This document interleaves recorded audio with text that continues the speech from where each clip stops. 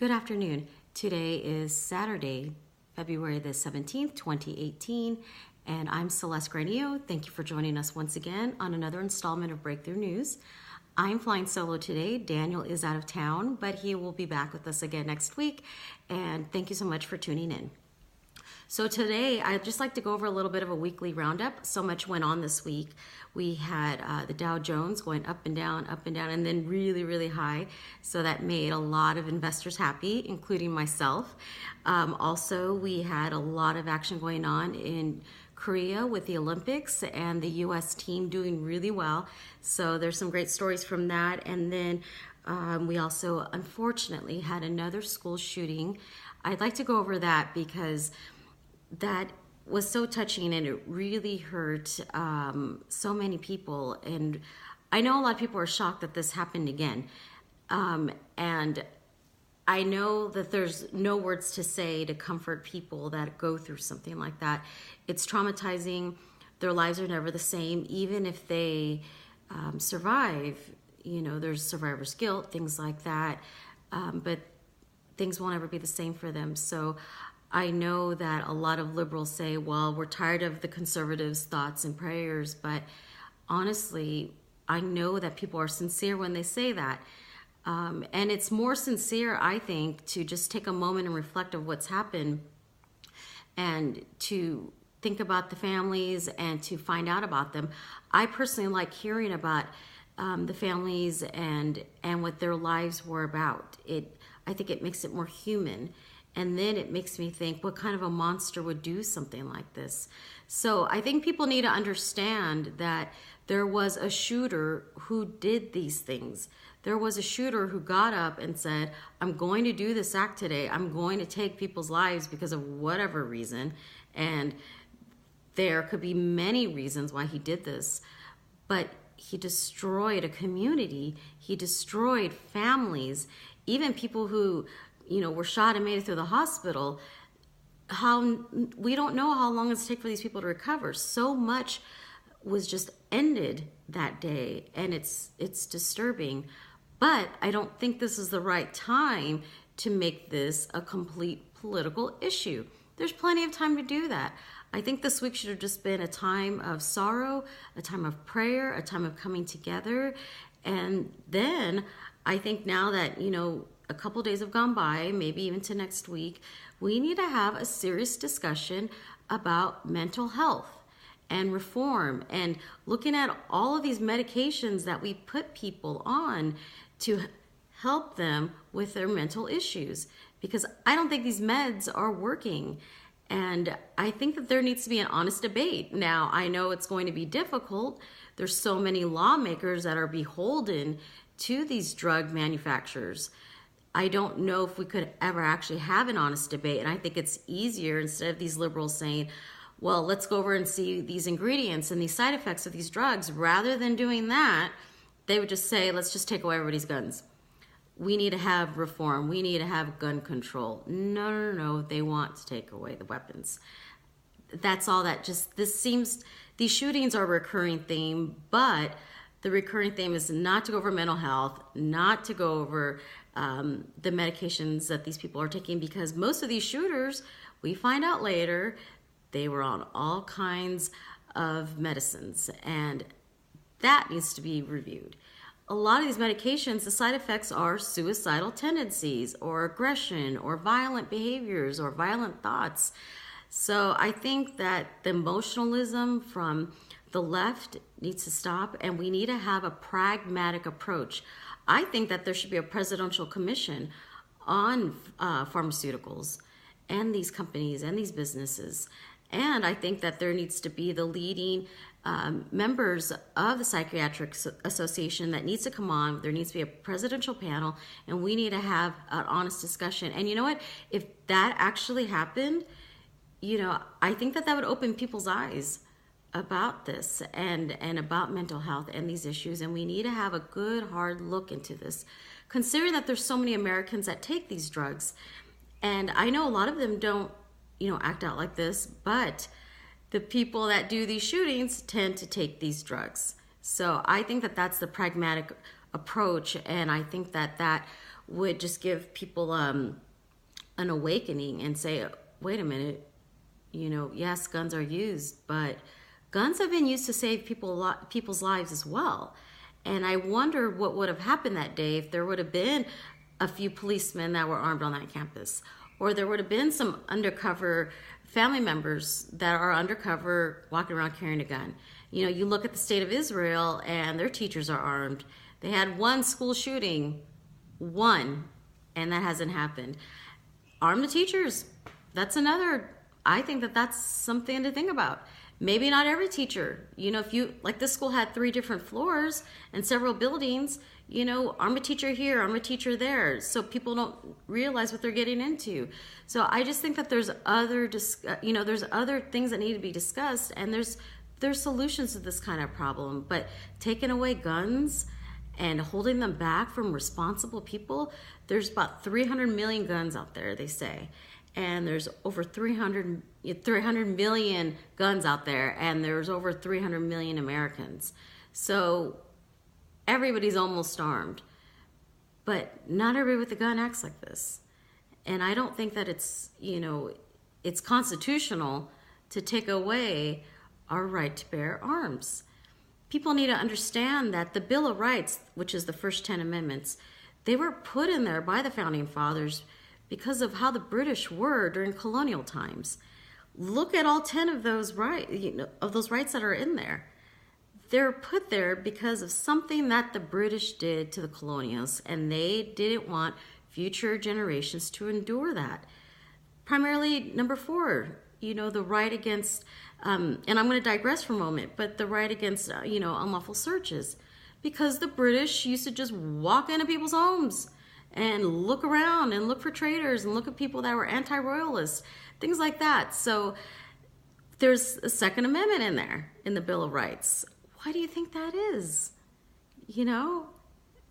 To protect us from the government. And I know that might sound extreme to some people, but that's why that was put in there. And that was put in there hundreds of years ago. It's for our safety. Could you imagine if there were no guns? People need to look in history and look at the countries and their populations when they were disarmed. And it's not a utopia of, like in China, when all their guns are taken away. Yeah, Mao never did anything. He never killed anybody. Come on. Slaughter, death, because they were unable to take care of themselves. And I don't want to see it like that in this country. And by the way, good luck on getting people that were former Navy SEALs and people like that giving up their guns. Good luck with that. I don't think that would ever happen.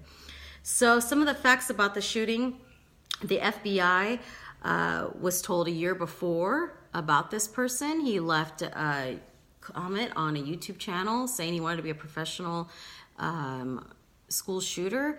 That YouTuber called the FBI, they interviewed him, and then he said nothing ever became of that.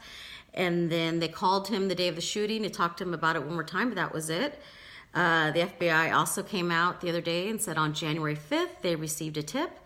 Nothing came of that. The local police visited this guy in his home, this shooter, and I'm not going to say his name either. I don't want to make him any more famous than he already is. So we're just going to call him the shooter. The cops went to his house over 36 times. 36 times. On top of which the local sheriff was told about him. Nothing. There's parents who knew about him. There were students who, on that day of the shooting on Wednesday, they said, well, if anyone was going to do this, it was going to be him. He had red flags. They even came to visit him because he put a video out of him cutting himself. I don't know how many more red flags this guy had to give off, and nothing was done. And then look what happened. So I think that all law enforcement in that community dropped the ball. And I don't know how they have jobs, to be honest with you. I think the FBI, instead of being obsessed with Trump and God knows what else, they should have been investigating this. I know a lot of people came out and said the FBI gets thousands of tips per year and they only have so many agents, but when it's time to take down a president, they seem to have time to do that. So I think that there needs to be an overhaul in that. And I think that when there's a child out there giving out red flags, that needs to be followed up. So I know that sounds so easy and that's common sense, but I think that in this situation, common sense was thrown out the window, and it cost people their lives. It cost them their family members. It cost them their children. It cost them their fathers and their spouses. So I think people need to look at that and understand what would happen when you ignore a child's cry for help. All you get is destruction. So I'm very angry about the situation because it could have been stopped. It could have been prevented. The president and the first lady went to go visit the hospitals yesterday. I thought that was great. The president took a picture. Everybody in the picture was smiling, and then they said a grieving Donald smiling. So he just can't seem to do anything right. I don't even know why he tries. Honestly, I don't know. Also, Trump, I believe, was vindicated after Rosenstein came out and Mueller with their investigation. On Friday, they indicted 13 Russian nationals in regards to their interjecting themselves into the 2016 presidential election. I thought it was funny, within all of that, all of the accusations, all of this, it just came down to that there was no Americans had knowledge of this conspiracy, because they said that the Russians, they concealed their efforts in this, and that this wouldn't have changed the outcome of the election either way. So all that for nothing. So I think that the president deserves his victory lap on this issue, and I just hope that, once and for all, this gets laid to rest. And honestly, I don't want to talk about Russian collusion anymore. I think it's a waste of time. It's nonsense. It truly is a nothing burger. It really is. It's the best way to describe it. Also, we had the stock market. Like I said, it went up. It went back up over 25,000, and that's how it finished the week. It was pretty exciting to see that. I was happy. A little relieved, but happy. A lot of other investors were too.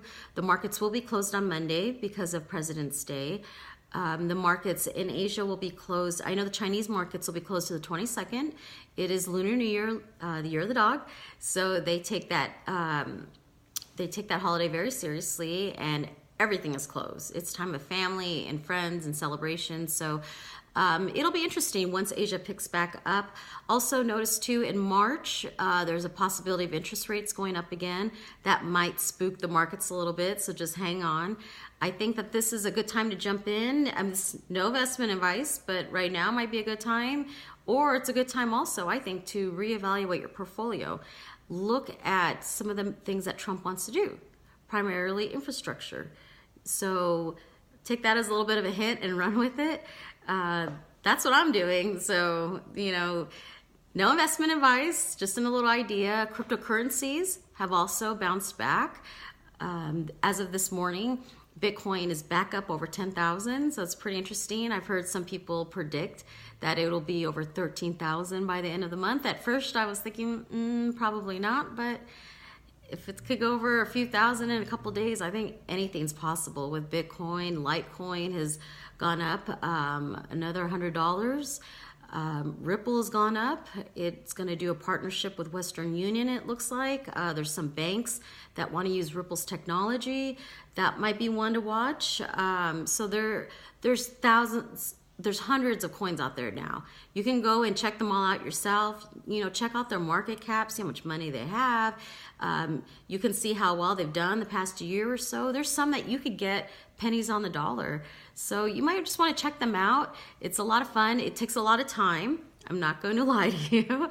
There's a lot of exchanges out there that also takes a lot of time. But if you're going to invest in that, do your due diligence. So I'm just going to wrap that up with that. The Olympics, go Team USA. We're doing great. It's really exciting. It's great to see Nathan Chen go from 17th to 5th. So it's very inspiring. I love it when people want it bad and they go for it. I think that's the American way. And so go Team USA. I hope you guys have a great weekend. Like and subscribe. If there's any issues you'd like us to discuss, go ahead and leave a comment below. Have a great weekend. Thank you so much. Take care.